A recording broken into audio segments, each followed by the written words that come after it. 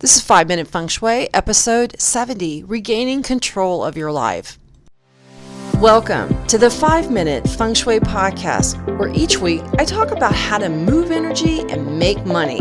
You'll learn how to create a prosperous home and an abundant life using classical Chinese Feng Shui.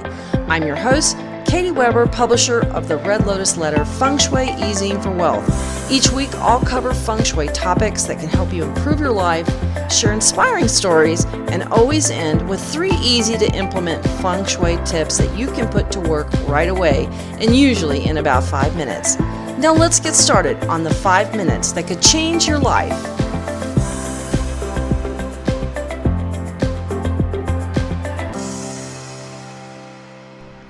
Hello, and thank you for joining me today on 5 Minute Feng Shui. It is Friday. I guess I should call it Friday Feng Shui. This is an episode that's near and dear to my heart because there is a sense a lot of times that we have in our lives when things aren't going the way we want, that we're just not in control. And that's a very frustrating feeling when you don't feel like things are going the way you want them to, or that circumstances aren't turning in your favor, and just you're feeling like you're just not at the driver's seat in your own life, and that just it's very frustrating. It's leaves you wondering what it is that you can do to kind of regain that control. Well, what I notice so often is our homes mirror a lot of times what's going on in our lives. And I've seen this sort of circumstance time and time again where somebody says they either feel stuck or like they're not in control of what happens to them. And so I have to look at the house to see where is that showing up in their home. And where it most often shows up is in the command position.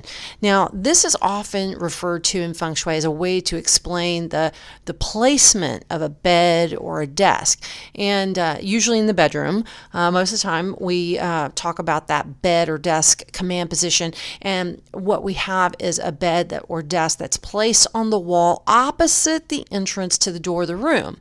And from that position, you have the widest view of the room. So for instance, I'm talking to you right now at my desk, and I have a big wall of windows over on my left-hand side, and over to my right, I can see the door ahead of me on the to my right, like upper corner, and then behind me, I've got this really nice big solid wall, and that is a good support position. Now, this is typically how you would call an executive style arrangement, and that's what we call the command position. Now, in Western movie parlance, the command position could be also called that 6-shooter position. That's that seat that every cowboy with a Smith & Wesson wanted to be seated at the saloon or the restaurant. You know how people always say, you always want to have your back to the wall. And it's just as true at the OK Corral as it is in your office or bedroom. But the command position just doesn't apply to beds and desks because that would be Feng Shui short-sightedness. The idea is that the command position puts you in the position of being able to be in control of what's happening around you and to be able to respond wherever you sit or sleep. Now, this is another important aspect about the command position that you don't often hear about, and that's when a bed is placed on the same wall as the door, so it's hard to see who's coming in the room. The same is true if your desk is positioned against a wall. Not only do you lack support, but when a desk faces a wall, you have no bright hall or open space in front of you. Now, this is a really important idea about Feng Shui, and something that I don't hear about very often, but yet is so important. And that is the idea that you have to have room in front of you. It's at its heart, it's one of the key elements of the command position, and that's to have this open space in front of your desk, open space ahead of you at your bed, because this is where opportunities come. And when there's no bright hall and there's no space in front of the desk, there's no room in front of your bed, or you're up against this wall, that means that the opportunities are hard to come by, and your growth feels stagnant. You just don't feel like you're moving ahead in life. But worse than that is that feeling like you don't have control. And it's a really, you know how it can feel like life is telling you what's going to happen. You're not in the driver's seat anymore. You don't get to say what happens or call the shots. You're the one that's having to dance to the tune. So often we talk about another direction that gets attention in feng shui, and this often leads to a question about how to use this command position and still use your personal feng shui direction. So if you've been to my website, I have a calculator called a Qua calculator, and what it does is it tells you which directions are the best directions to face.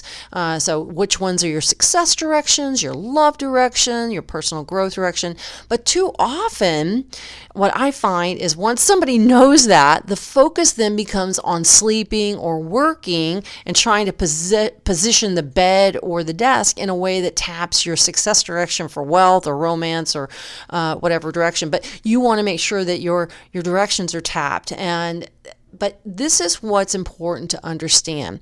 We never want to give up good form feng shui. That means that you always want to have the command position in your bedroom, at your office, even when you're sitting in your dining room or you're in your living room. You always want to arrange it so that you are in the point at which you can see and have control and command of the room, because that comes out the way that we see that come out in our lives is we feel in control of what's going on in our lives. Just think about that. If you were sleeping in a bed that was pushed up against the door, you would feel very uncomfortable, right? Would you feel like you were in control in your life? Well, that's kind of how it is when you are sleeping in a position that's not the command position. It's the same thing when you're working at a desk where you're facing a wall because, that's where all the plugs are. Well, they have these things called cord covers, and I have two of them. I have one on either side of my desk, and they cover up the cords, and they go behind me. But this allows me to sit in that command position. It's so important that you feel like you're in charge, right? We've got to feel like we know what's going on in our lives and that we're in charge of what goes on in our lives. And that is why we want to use that command position. And it's so critical because how we sleep and how we work radiates out.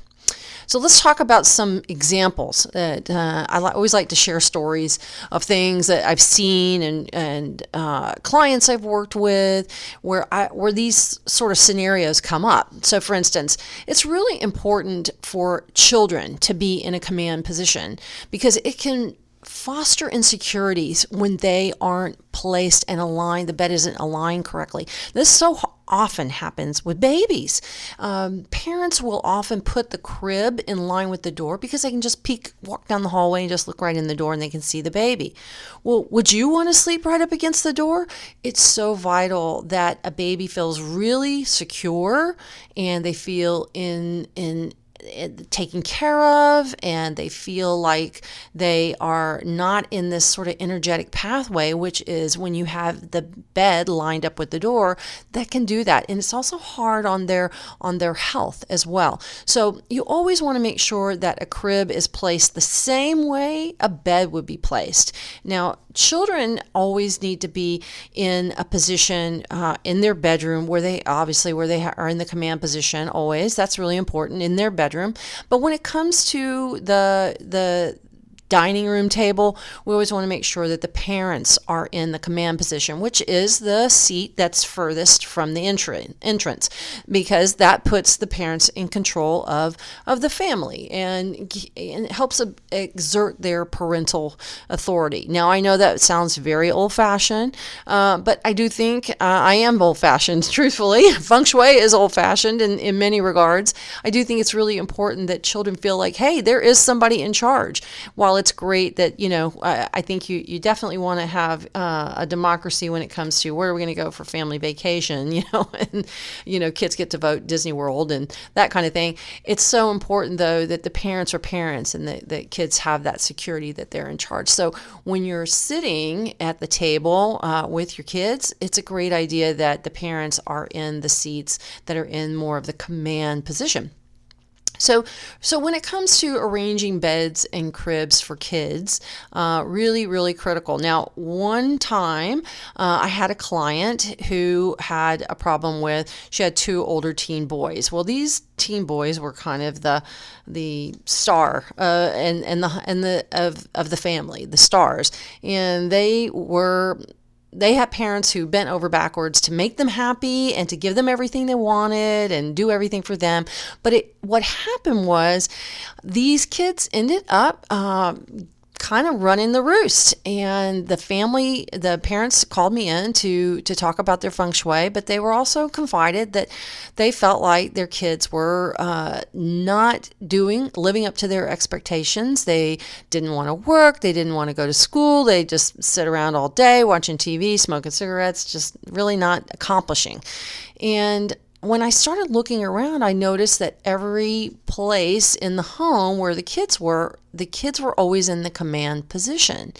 And so what I suggested to the family was to retake their home and reassert their authority as parents, and so that they could actually have expectations of their kids, because it's normal. You're supposed to have expectations of them. I think the saddest thing that you can have is have absolutely no expectation for your children.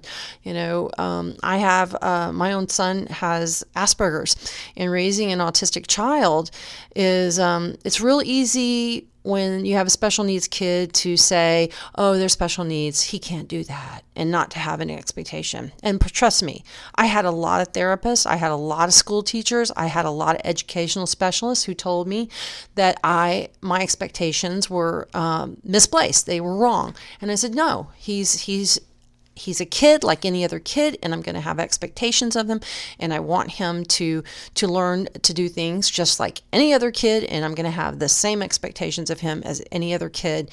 And what happened was he rose up to meet those expectations, and a lot of the symptoms, a lot of the things that he had. Now, this is my circumstance. I'm not saying that is for every circumstance, but I do believe it made a huge difference for him in terms of the way he relates to people, and he does relate to people. He's loved, adored everywhere he goes. So it's really important that those back to that. Establishing some sort of a command. I believe that, with the kids in this particular instance, in this household, what an amazing turnaround. So the parents, what I had done was advise them to take the command position at the table, and in the living room, that they take the command position. They take the prime spots on the sofa and the chair in like they had a big reclining chair, and both kids took the prime spots, and once they did that, it was amazing. One ended up going to school, and the other one enlisted in the military. But both of them changed in response to the parental shift of taking control of their home by using the command position in their living room and in the dining room. It was really a remarkable thing to see, because if you'd seen these two boys, you would never have thought that was going to happen. So let's talk about also at work and how important it is. Now, when desks are pushed up against the wall and you can't see the door, unpleasant things can happen. Surprises happen that you don't want. So it's so important that you have some kind of open space in front of your desk, and that you have your desk turned so that you can see the door. Now, of course, if you're in a cubicle, it may not always be easy. And if you've got that sort of circumstance, what I advise doing is turning your computer monitor to the side so that you can shift. A lot of times you can sort of shift around so that you can see the door. What we do want to try to avoid doing, if you can, is to have your back absolutely to the opening of your cubicle, because it's going to impact you negatively. You're going to have that feeling that, there's always going to be some unpleasant surprise like, hey, can you work this Saturday? That always reminds me of that show. I think it was, I can't remember, with Jennifer Aniston about in the 90s with the Office Space. I think it was Office Space. I can't remember. Anyhow, the thing is that you want to try to avoid having your back absolutely to the door. So turn your computer monitor a little bit. The other thing is that sleeping is going to make a huge difference for you in your life if you can sleep in that command position, because you're going to sleep more securely and you're going to feel more stable and just secure, being able to see the door from bed. This is an area where you're the most vulnerable when you're sleeping. This is why you need to be in the command position, because it's going to come out in your life some way if you're not sleeping in that command position. So we always want to make sure that your bed is on the opposite wall from the door, and really taking care to make sure that the bed is not in line with another door or to another room. So for instance, some beds line up with the bathroom. That's really dangerous. Usually there are two walls in most bedrooms where you can place the bed and be able to see the door easily. And if that's absolutely out of the question. I have seen bedrooms where you can't. There's just simply no wall that is solid. There's a window on every wall or a door on every wall. Yep, that happens, and I've seen it. In that case, this is where you're going to want to angle the bed. Angling the bed is not the ideal in design or decorating for anybody. It's not great feng shui either, but it's better feng shui than having your bed up underneath a window or where you can't see the door. This is really critical. When you feel like you're not in control of your life, it's so essential that you're in control of your bedroom, that you're in control of where you sleep and what you see and how you face and the position that you're in. Now, as we talked about earlier, the dining room is another place where you're going to want to sit in the command position. So you always want to try to eat at the head of the table, or that seat that's furthest from the entryway. Most feng shui experts will tell you to work and sleep in the command position, that's the most important, but it's also in dining too. Now, the head of the household should always dine at the head of the table and be in command. Again, we're talking about exerting that sort of parental authority and your position in the family. So this is one of those situations, just like that mother that I was talking about that had the two sons, and who pretty much exerted their command over the entire household, and how the balance of power completely shifted simply by changing seats in the house. So we want to talk about living in the living room and the command position in the living room. If you have a sofa where the back is to a doorway, this is going to create a feeling of insecurity, a feeling that something can overcome you, or that circumstances will prevail in your life that you have no control over. And that is what we're really trying to do when we're trying to use that command position. So if you are seated in the living room and you can't see the door, or you have your back to a doorway, you're going to feel uncomfortable. It may even create arguments. You may see that there's tension in the family if you have this sort of arrangement where the back of the sofa is open to the room. We always want to have the sofa where it is on the wall and it's at the furthest point from the room, or you can see the opening to the room. Now, it doesn't have to be against the wall. I actually like furniture away from the walls. But what's important is we want to create a secure, comfortable feeling where everybody is in a sort of command position. So for instance, I have a media room, and the furthest wall is just one long solid wall, and I actually found a sofa that fits almost the entire wall. It's huge, and our whole family can get on that sofa, and it's so great because we're all together on that sofa in the command position, and I tell you what, I really can say that I've seen what it's been like to have the whole family in that command position and what it does for everyone.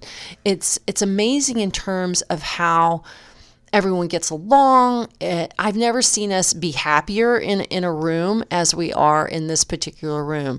It's really a comfortable and great place for our whole family. So this is something to think about when you are arranging your living room furniture.